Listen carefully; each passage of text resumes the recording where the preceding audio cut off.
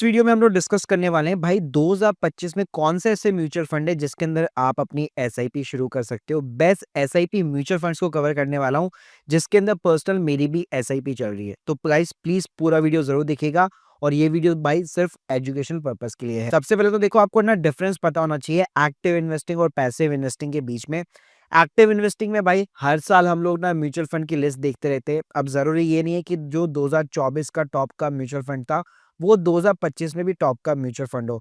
Even अगर आप recently भाई रिपोर्ट देखोगे ना 63% इक्विटी म्यूचुअल फंड तो अपना जो इंडेक्स होता है, जो बेंचमार्क होता है, उसी को बीट नहीं कर पाया पिछले 3 साल के अंदर।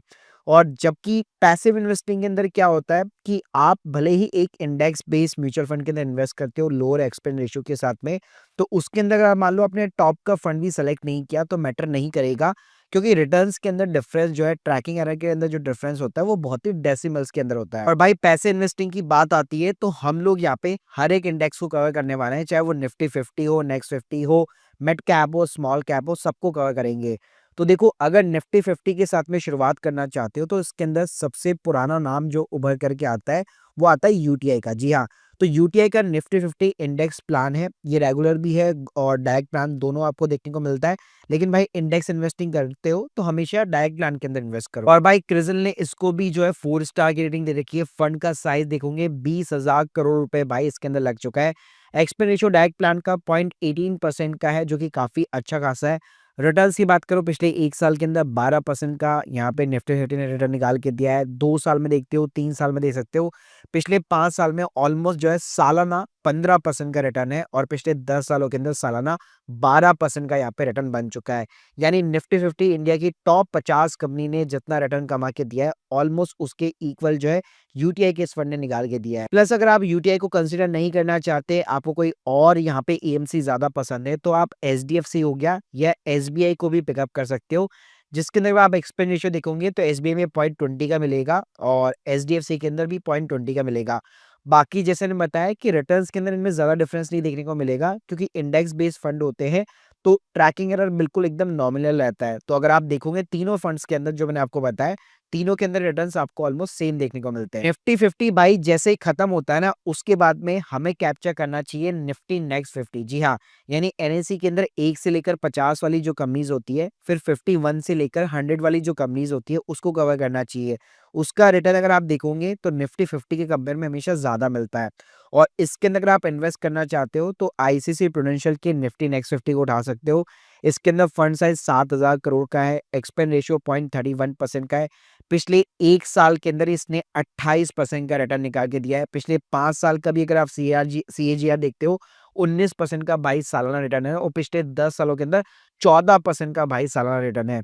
अगर आप आईसीआईसीआई को पिकअप नहीं करना चाहते तो सेम यूटीआई भी इसके अंदर पुराना नाम है, एक्सपेंस रेशियो 0.36 का है। फंड साइज जो है 4,000 करोड़ से भी ज्यादा है और रिटर्न्स के अंदर मैं ऑलरेडी बता चुका हूँ, ज्यादा डिफरेंस देखने को नहीं मिलेगा। जैसे आप देख सकते हो 1 साल में इसने भी ऑलमोस्ट 29% का रिटर्न निकाल के दिया है। तो भाई इंडेक्स फंड में ना यही खासियत होती है कि जैसे निफ्टी 50 या नेक्स्ट 50 जो भी परफॉर्म करेगा ना, उसी के अकॉर्डिंग हमारा फंड भी हमें रिटर्न निकाल के देगा। तो हमें कभी भी टेंशन नहीं होती कि इस साल भाई ये टॉप का फंड है, नेक्स्ट ईयर कहीं ये वर्स्ट फंड ना बन जाए। तो ये एक सबसे बेटर ऑप्शन होता है। जैसे भाई आप जो है निफ्टी नेक्स्ट 50 को कवर कर लेते हो, उसके बाद में मिड कैप 150 इंडेक्स फंड को आप कवर कर सकते हो। उसमें सबसे पुराना नाम मोतीलाल ओसवाल का आता है, जिसके अंदर 101 से लेकर एनएसी के अंदर जो कंपनीज होती है 101 से लेकर 250 नंबर की कंपनीज, यानी 150 कंपनीज का कंपोजिट इसके अंदर बना रहता है। अगर इसके रिटर्न्स की बात करूं तो यहाँ पे 24% का पिछले 1 साल में रिटर्न निकाल के दिया है। 5 साल का अगर आप देखते हो तो भाई सालाना 28% का रिटर्न निकल के आता है। मिड कैप कैटेगरी भाई ज्यादा रिटर्न बना के देता है as compare to Nifty 50 and next 50। और ध्यान रखना, जो जितना ज्यादा रिटर्न बना के देता है तो यहाँ पे रिस्क भी उसके को रिलेशन में उतना ही रहता है। तो ये प्योरली जो है मिड कैप 150 इंडेक्स के ऊपर काम करता है और इसके अंदर ज्यादा आपको म्यूचुअल फंड्स नहीं मिलेंगे, इक्के दुक्के ही इसके अंदर म्यूचुअल फंड्स है।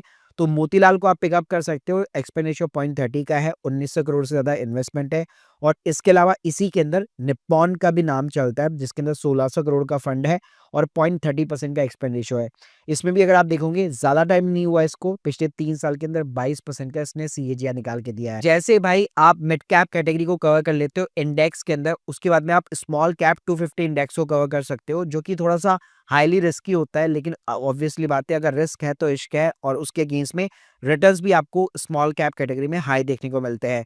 तो अगर मैं फंड साइज़ की बात करूँ 1900 करोड़ का है, एक्सपेंड रेशियो जो है 0.35% का है, और रिटर्न्स की बात करूँ स्मॉल कैप कैटेगरी के अंदर पिछले 1 साल में 26% का रिटर्न है, 3 साल के अंदर सालाना 21% का रिटर्न है, और जब से ये फंड स्टार्ट हुआ है 35% का सालाना इसने रिटर्न निकाल के दिया है। और जैसे मैंने बताया कि स्मॉल कैप के अंदर भी ज़्यादा आपको फंड्स नहीं मिलेंगे। अगर निप्पॉन नहीं लेना चाहते तो एसबीआई का Nifty small cap 250 index cover कर सकते हो।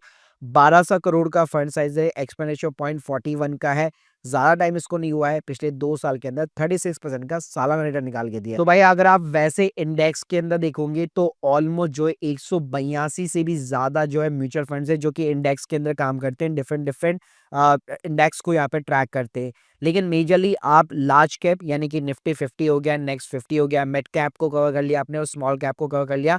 तो इन तीनों कैप के इंडेक्स को कवर करके भी आप एक बहुत अच्छा खासा रिटर्न बना सकते हो, और उसके अंदर हर साल आपको रिव्यू करने की ज़रूरत नहीं है कि कहीं ये म्यूचुअल फंड अपने इंडेक्स को वगैरह को बीट ना कर पा रहा हो, या लेट सपोज वर्स्ट ना बन जाए। इंडेक्स जितने रिटर्न निकाल के देगा उसी के अकॉर्डिंग यहाँ पे आपको रिटर्न्स देखने को मिलते हैं, और as compare to active mutual funds यहाँ पे एक्सपेंड रेशियो भी बिल्कुल कम रहता है। So guys hope you like this video, please subscribe channel. अगर आप लोग की कोई भी डाउट्स है कमेंट बॉक्स के अंदर जरूर बताइए, और आप लोग का बेस्ट यहाँ पे जो है फेवरेट इंडेक्स फंड कौन सा है इसके बारे में मुझे कमेंट बॉक्स के अंदर जरूर बताइएगा। Thank you guys, thank you very much.